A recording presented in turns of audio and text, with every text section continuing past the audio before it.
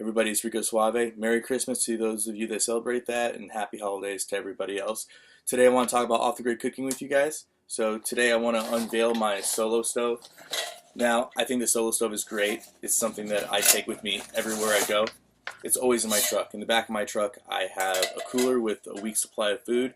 I have the solo stove. I also have my base camper through GSR Outdoor pots and pans, which are amazing. And so what I want to do for you guys today is I want to show you guys a review of the solo stove, because here in the RV I only have, I have different ways of cooking. My favorite thing to do is using the induction hot plate, all electricity, because I have the means to make electricity here in my RV, both solar and by my generator. So I think it's great that I have that ability. But what happens if I can't produce the electricity I need? Well, I have propane. What happens if the propane runs out? It's always contingency after contingency.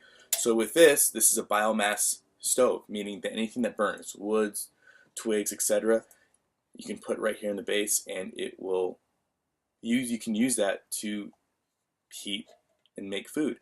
And the reason why is because you can see the holes right here that allow oxygen, the circulation of oxygen, to go through and really get that fire extremely hot, which will allow you to cook full-on meals.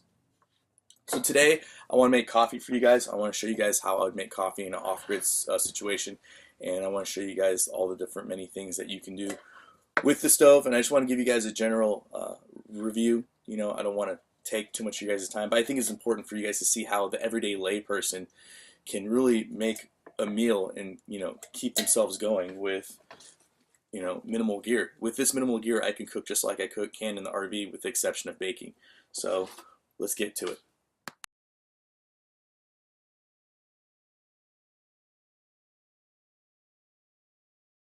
Welcome back. So as you can see, I got everything set up. I got my water right here, got the cover, get it hot, got my biomass, got my stove. So let's get this thing started. So I got a little bit of some organic fire starter in there, some biomass starter. Got a little flame going there, and all we're going to do is take little pieces of twigs and put them on top. Get it going.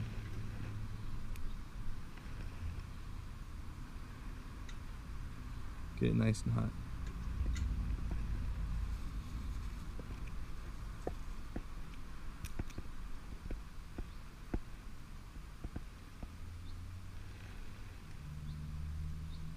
So we'll get this fire started. Stay with me. So as you can see, we got the fire going, and it's really hot, guys. I'm telling you, that little flame is pretty hot. I also highly recommend using a multi-tool when you're trying to, move the biomass around the sticks or the wood. It just keeps you a lot safer. So we got a really good fire. I'm going to go ahead and put this thing on, and we're going to see how long it takes for it to boil. Stay with me. Alright, let's go ahead and put this on.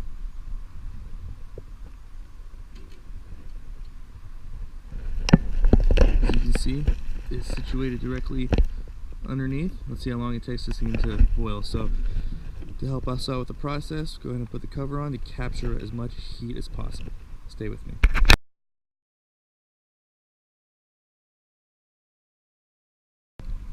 So you can see we're 8.5 minutes in. The fire is super hot. I mean, it's just really hot, and you can see we got a really good flame going still. Water's not quite at a rolling boil, but it's definitely getting there. You can see the steam coming off of it.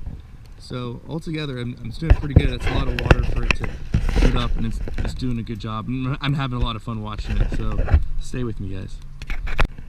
So a little technique I found to help stoke the fire is get like I said, little pieces of twigs and put them through the holes here, and then you can blow underneath, and that'll really get the fire going.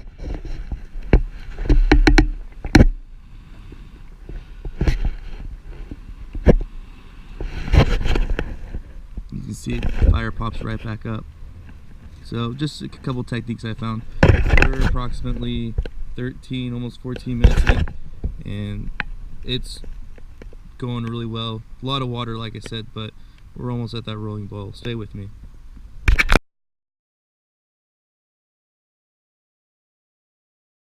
As you can see, it's going really well. That fire's really going. We're exactly at 20.5 minutes, and it is I feel like it's so close yet so far, so stay with me, we're almost there.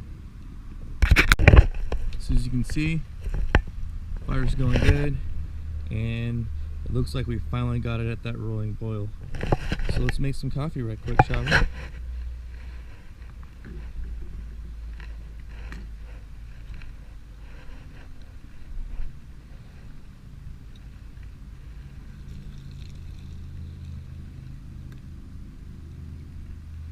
Put that right back on.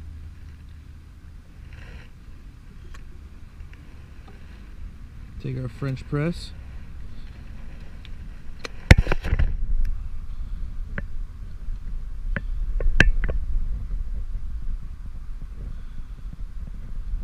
Amazing off-grid coffee. Awesome, guys. Stay with me. Welcome back, everybody. It's Rico Suave. And there you have it. That's the demo on the Solo stove. Now, like I said, I really like the stove. I really like its abilities. Now, today, I will say it took a little longer to boil that water than I had anticipated. Today, it took 22 minutes and 30 seconds to get 2 liters of water to a rolling boil. Now, that's still pretty good. I mean, 2 liters of water is a lot of water, you know, especially for how small this stove is. Definitely, you know, it's definitely still impressive, but I've been able to do it quicker times past, and that's probably because times past I've used actual no-joke firewood.